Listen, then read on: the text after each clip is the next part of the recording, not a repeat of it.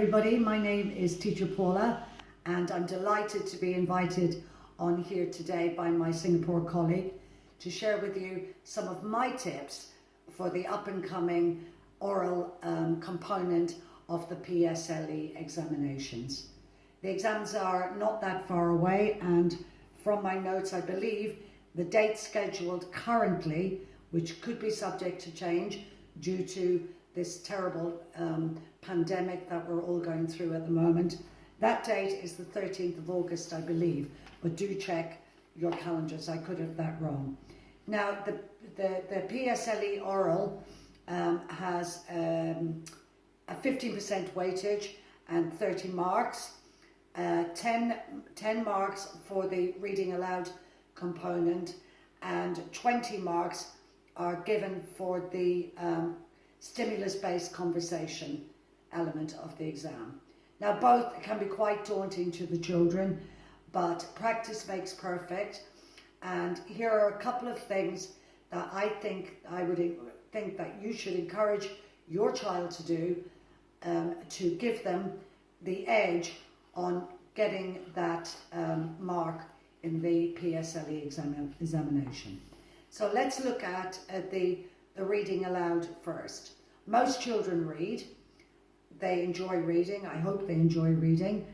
And I think it would be nice if you could encourage them to get one of their favorite books, or if you can, if there's a bookstore open, treat them to a favorite book that they can start reading aloud for you at home. I would definitely recommend that you do at least 10 to 15 minutes per evening with your child, asking them to read aloud for you. This can be very, very scary for a child, reading out loud and using lots of expression and rhythm and fluency, because they're not used to it. Generally, a child will sit in their favorite cozy corner or on their bed or in the library and sit quietly and silent read. But for the PSLE, as you know, they must go into a room, they are giving a piece of text, they've got a few moments to look at it, and then they have to deliver that in an expressive voice using fluency and rhythm throughout the reading. Not easy, but with practice, this will become second nature. So if you can get your child to pick up one of their favorite books and have a mummy-daddy evening, or do it in turns, to take your child through some reading passages and give them a little bit of feedback afterwards in areas where you think that where they could have expressed themselves a little bit more. Ask them to imagine they were listening to a storyteller on radio, that they can't see them, and ask them how they would feel if the storyteller sounded very boring, very robotic, very speaking in monotone throughout the reading. Ask them how they think they would feel. I can guarantee you they would say that they didn't like it. So if you encourage them to pick up a book, have a read through of the text first, and find in the book words that express emotion, were awesome words as well. Like they might come across words like delicious. A word like delicious has to sound really upbeat and exciting and yummy, and to bring life to the text. If they find that the mood changes in the book, they have to bring their expressiveness out in a different way. If there is a comma in the passage, they have to hold back a bit. That's like for a suspense pause, so that the listener will think, oh, what's coming next? So to take that breath where they see a comma, to add a little bit of suspense to the story. Lots of children race past the full stops, especially if they are reading in a robotic or monotone fashion. This is not a good idea. So point out to them And when they see the pause, take a little breath, and when they see the full stop, it's stop. But not for too long. They pick up the story again. But keep the expression going, keep looking at the vocab that's coming up, and to add their own personality to the reading to bring it alive. And I can absolutely assure you, if you take 10 to 15 minutes per night with your child doing this and encouraging them and praising them and giving them a little bit of feedback back afterwards, it will become second nature to them. The other thing that you should look out for when the children are reading aloud, are they pronouncing all of their words correctly?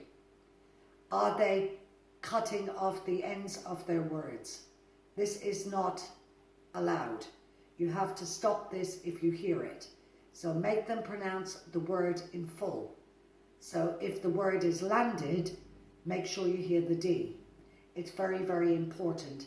A lot of children have the habit of cutting off the ends of the words, which then comes across as not good for their delivery in their pronunciation and sort of distorts the clarity of what they're trying to say.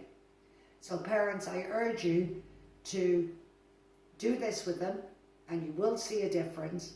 And it shouldn't be a boring task for them, because you're giving them the choice of reading something new or reading something out that has become a favourite of theirs. So there are lots of pages in a book, so get them to start reading aloud each night, and by the time PSLE comes along, I'm sure that they will be up to speed. Now, the second part of the exam is the conversation part, where they are shown a stimulus of some sort. This is a little bit more tricky because we don't know what they're going to show them, or you know what they might be discussing. It can be on any subject. It could be about online learning.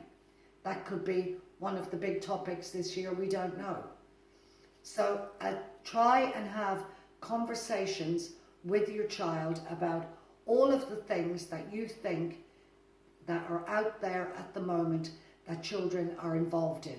Global warming is one of them. The children are very much interested in global warming and what's happening in the world.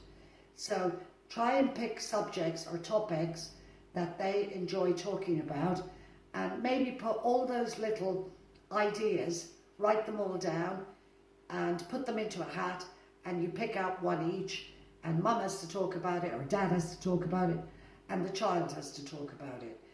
As you don't know what's been plucked out of the hat, it's all impromptu. So it's on the spot, you have to think on the spot, but this is a good way of getting them used to just thinking on their feet, because on the day of the exam they can be shown anything and everything, and they just have to go with it.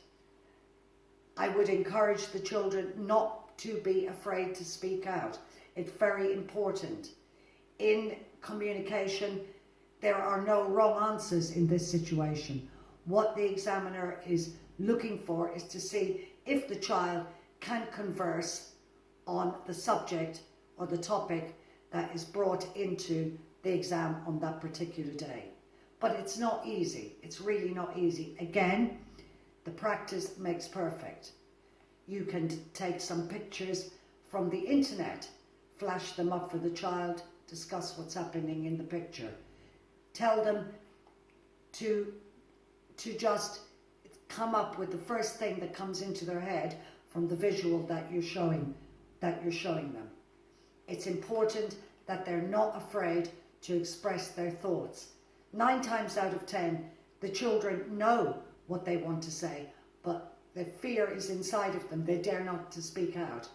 So we've got to try and wipe that off, reassure them that if whatever comes up on the day, through practice at home, showing them visuals, discussing different topics from the hat, that you will have them ready to answer anything that comes up on the day itself.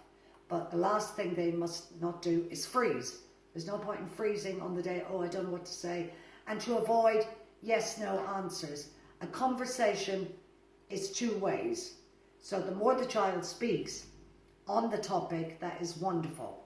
So please encourage them to do this and have conversations at home together to help them along their way.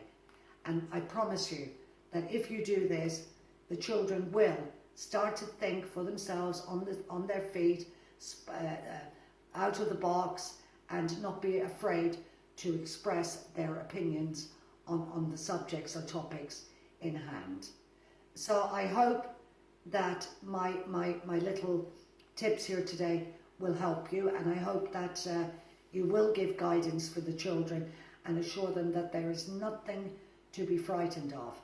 Communication is key. It will always be key. It's a big part of our lives.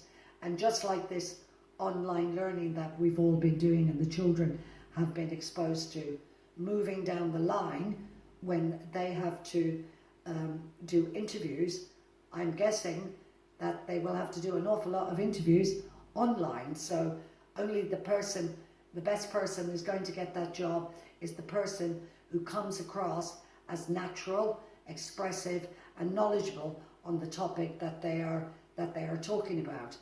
Also, clarity in speech is very important when they're speaking, to get those pronunciation and articulation correct. So try some tongue twisters at home with them to get them used to using their articulators, which will also help them as they move forward. Universities will also, I'm guessing, have online interviews as well. So all of these oral skills will help them, not only just for the PSLE, it will also help them for the future. So, reading aloud, get the book parents, help them to read out loud at home, pick a chapter, underline the words that like awesome words, happy words, sad words, so they are aware of the words in the text. Of course, they can't do that in an exam situation.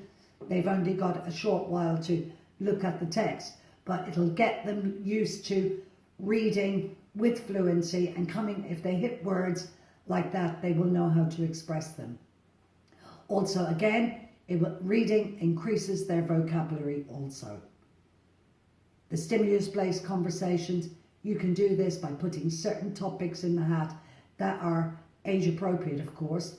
Pick them out and have a conversation, impromptu conversation about the topic in hand. What do you think about this? What's your opinion about that? What do you see? If you present them with visuals, that you plenty available online to look at, and have a conversation about what they see. Remember, there are no wrong answers. What we're looking for is a good conversation where the child can hold that with the examiner during the exam process. I hope that I've been of help to you today, and I look forward to speaking to you again. In the meantime, please stay safe and take care, and hopefully very, very soon we will all be back to normal and getting around nicely and looking after each other as we were before. But please stay safe and take care until next time. Bye-bye. Thank you.